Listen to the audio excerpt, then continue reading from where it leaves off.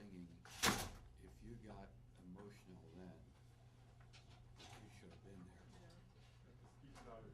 You should have been there. It was electrifying. It was awesome. It's just like Richard Joseph said, it's a memory that stuck with me forever. And I was so glad that I was part of it. Even now thinking about it, you can probably tell I'm a little emotional about it because it was I don't have the proper words for it. It was just wonderful. Let me start my little talk by saying a little bit about myself. I joined the Army Air Corps during World War II, and Ron jogged my memory on that. I had trouble with my dog tags. I kept telling them I'm Greek Orthodox. They said, we don't have designation like that. You gotta be Protestant, Catholic, or Jewish. I said, I'm Greek Orthodox. Well, the priest had told me if they press you, then say you're Protestant and go to the Episcopal Church. Okay. So I said, put Protestant. Well, I got transferred to another station. I says, I'm not Protestant, I'm Greek Orthodox. I went through the thing. I found some GI that said, okay, you're Greek Orthodox. They put GO on there. Fine, I'm happy. I go to another station, they check you out. There's no GO, so I had to become Protestant again. Anyway, anyway, to go on. After I got out of the service, went to college and all that, and I was in the church strictly for social things. My dad was a psalty, he was all in Greek, and I would go because we had a nice coffee hour afterwards and meet people and all that, okay? Well, then I got a call from a friend of mine. He says, we got some free tickets for a concert. You want to go? I said, it's free? He said, yeah. I said, we're going to be in Dayton. I said, what's it about? He says, there's a fellow by the name of Ernie Villas that leads the Hormel All-Girls Orchestra. And they're touring the country, and they're giving free concerts. And I said, fine, that's great, free, and there was social afterwards. Okay, we went.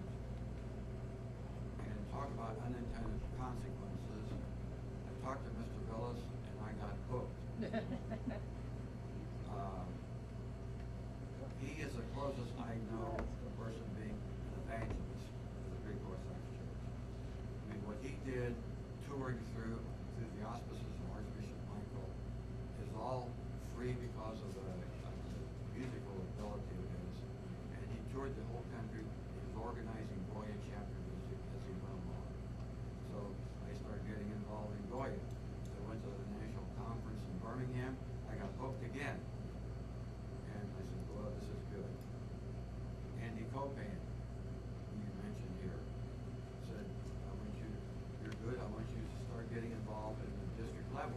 He was our counselor for that area. He says, fine. Okay, I'll do it. Got involved with district level. So I started going to meetings, and there's always a social connected with it. In my area was went from Cincinnati to Detroit and parts of Cleveland at that time. Well, part of the socials, I met Richard Joseph because he was good friends with Michael Botto up there, and whenever it had a Greek affair, Richard Joseph would show up. And just like you heard, he's a dynamic organizer. I mean, he was another person who should have been an evangelist, but he was that type. So I got involved in the district, and then Andy Copan said, I think you gotta start going, thing by going to the National Council. Well, I don't know about that. But finally I agreed, and I ran for the National Council, and I represented the Michigan, Indianapolis, Ohio area, Kentucky area. Well, on my second, I got elected national treasurer. On my second term, they said there's a CEOYLA organization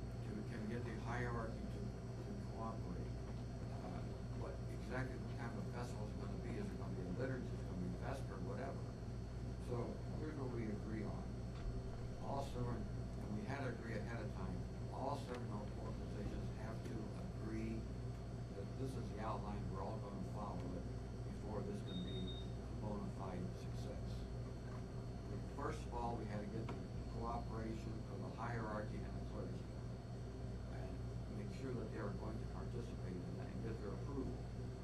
The next thing was, what type of event is it going to be? Liturgy, vesper, strictly a program of some kind, musical festival? We don't know. Next thing, the site of the event. We all had to agree that all 7 organizations would meet at that site, whatever site was picked, so that their national conferences would either end or begin on that date. And the date that we thought would be the most convenient was Labor Day weekend of 1963. Now, this is in spring of 1961. Okay. All groups had to have their conferences at this site. And so once this was agreed, we all took this information back to our respective organizations, and then it was discussed. And I was off the National Council after that, so I did not go to any more CEOYLA meetings where I heard all about it. But Goya felt so strong about it, I brought some, I still have my manuals, all the resolutions that we passed supporting the CEOYLA organization, and how we're going to participate. As it turned out, that everything that we had planned, the preliminary thing came to fruition. Pittsburgh was picked because that seemed like the center of orthodoxy in this country. We all agreed to that, the organization to meet at that date. We got all the hierarchy to come, and so the guys started planning. The plans of nitty gritty, exactly what it's going to be. We finally decided it's going to be a combination festival, not a liturgy, not a vesper, but it had to get a lot of input from the hierarchy, exactly what it's going to be. So, now this was all planned. We had our Goya conference, which ended on Friday. The festival was the next day. So I was going to help usher the people come in. When we get there, some of the organizations got ahead of time. We saw some banners identifying who they are. Then we sat there and we waited for the doors to open. The big question was, are we going to get people? Who's going to come? You know, there's no tickets sold, so you had no idea how many people were going to show up. The doors opened up and they came. People, they piled in there like they were going to a rock concert. It was just unbelievable. Originally we thought, well, the Romanians were going to sit in one spot and the Greeks in another spot. Well, didn't make any difference. They just picked the seats everywhere they were. Young, old, grandparents, parents, kids. Like someone said, brought their 1-year-old child there. You know, it was just awesome to see them piling in. I ended up having to sit on the concrete steps because there were no seats for me. You know, I got a little cold sitting on cold concrete for an hour. Then the choir starts singing. Chills, like here, and the choir had never practiced together before. This is the first time. How they did it, I don't know. God's blessing, I guess. And then the hierarchy started fighting. This was emotion after emotion after emotion. And then you heard the service start, you heard Richard Joseph talk, said such a dynamic person. But when the program went in, the dome opened up, the sunshine flooded the stage, the wind comes whistling through, a big cross hanging over, swaying in the wind. Is this the Holy Spirit? Is this a natural phenomenon? I think it's the Holy Spirit blessings. Maybe that's imagination, but that's my feeling. Now, you saw some pictures of the event, and I got some that I finally got from a friend of mine that are mounted on the board back there, so get an idea of the scope of the festival. It ended, there was a euphoria from everybody. This is wonderful, you know. This is a major step. What's going to happen next? What's going to happen next? Nothing. And I mean nothing. You heard Archbishop Jacobus. This should be an event where he would come and praise us and thank us for what we're doing. This is, you know, encouraging us. build us up. Is that the next meeting? You heard the talk. Obey, submit and obey, submit and obey. Such a discouraging thing. That was the only downside to the whole event. Very, but again, the choir sang and everybody started feeling better, and when we left, we just moved to better days. Now, here we were, young people. You know, most of us were in our late 20s and early 30s. We were just starting out in life. Most of us gone to college. We were working, getting married. We had got together and do this. Think of the energy, the enthusiasm. We were waiting for a hierarchy to come and say, let's go, boys. Organize. Let's do something. Let's build the church up like we should. Nothing. There was little, we heard there was other little festivals here and there. In Goya, and I have to speak on the Goya thing because that's what I know best. Goya started just withering away. The Archbishop started taking control of it more and more. And finally, by the end of the 60s, Goya was just a shadow itself. I kept going to national conferences. The last one was in 1968. And I don't think we, in a room about twice the size as that's all we had. Before we used to build whole auditoriums. It was wonderful. It just withered away. And it bothers me because, for example, Goya, we were all young people. The seminary did not have an accredited library. Holy Cross Seminary did not have an accredited library. So Goya organized a Books for Brookline. And we were collecting books from all over and shipping them to the Holy Cross Seminary so that the library could get enough books to be accredited. They got accredited. The seminary, Holy Cross, did not have a decent chapel. They had a makeshift chapel. Goya had a fund drive to finance building a chapel for Holy Cross. And we did it in honor of our immigrant parents. That was what we wanted on the plaque. Goya. Well, we presented it, we approved it, the Archbishop approved it. Got the money together, getting ready to build. All of a sudden, he said, well, I don't like this site here, I want to move it up the hill somewhat.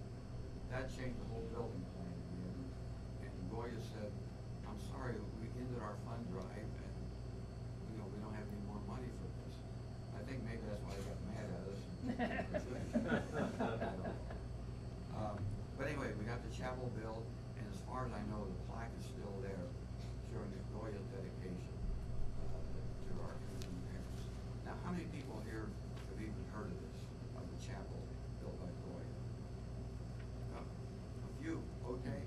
How many know about the Books for Brookline drive that Goya did? You? I mean, that was, here we were, all volunteers, all self-supporting. We did not get anything from the Archdiocese. The only thing they gave us an office, a desk with an office, and we had a young lady that was like a part-time secretary there. We were here, we were ready to do something with us, nothing. And again, I can bring back the unintended consequences. Because of seeing that free ticket, I got involved in so much stuff, so much good things, but some bitter things. I guess that's life. But I'm still very glad that I got involved. And then I heard nothing more about unity until His Eminence Archbishop Nathaniel joined OCL and kind of put the spark back in us again. So Your Eminence, I thank you for that. And anyway, people, it's a wonderful ride, and I love unintended consequences. Thank you.